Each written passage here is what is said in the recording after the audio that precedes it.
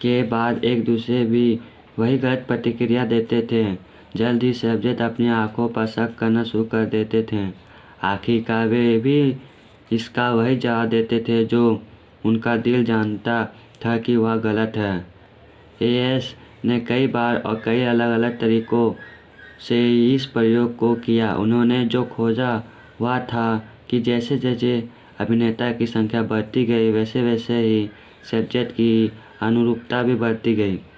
यदि सिर्फ सब्जेक्ट और एक अभिनेता था तब व्यक्ति की पसंद पर कोई प्रभाव नहीं पड़ा। उन्हें बस मान लिया कि वे एक डमी के साथ कमरे में थे। जब दो अभिनेता सब्जेक्ट के साथ कमरे में थे तब भी बहुत कम प्रभाव पड़ा था, लेकिन जब लोगों के तौर पर अभिनेताओं की संख्या 3, 4 से लेकर 8 तक बढ़ा दी गई तो सब्जेक्ट के स्वयं दोबारा अनुमान लगाने की अधिक संभावना बन गई। प्रयोग के अंत तक लगभग 75% सब्जेक्ट समूह के साथ सहमत हो गए थे। उत्तर भले ही स्पष्ट रूप से गलत था। जब भी आप अनिश्चित होते हैं कि कैसे कार्य करना है, तब हम हमारे व्यवहार को मार्गदर्शन करने के लिए समूह की ओर देखते हैं। हम लगातार अपने माहौल को स्कैन करते रहते हैं और सोचते रहते हैं शेष सब क्या कर रहे हैं।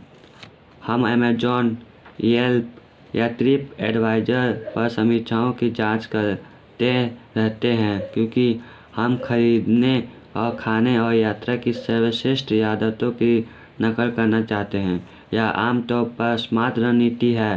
संख्या के रूप में इसकी साक्ष्य भी है, लेकिन इसका नकारात्मक पहलू भी हो सकता है। समूह के समान व्यवहार अक्सर व्यक्ति के इच्छित व्यवहार को खत्म कर देता है। उदाहरण के लिए, एक अध्ययन में पाया गया कि जब एक चिंपांजी एक झुंड के सदस्य के रूप में नृत्य को क्रैक करने का एक प्रभावी तरीका सीख जाता है और फिर एक नए झुंड में स्विच कर जाता है जो कम प्रभावी रणनीति का उपयोग करता है, ऐसे में यह चिंपांजी नृत्य को क्रैक करने के बेहतर तरीके का इस्तेमाल करने से बचेगा ताकि शेष चिंपांजियों में घुल मिल सके। मनुष्य भी इनके समान ही है।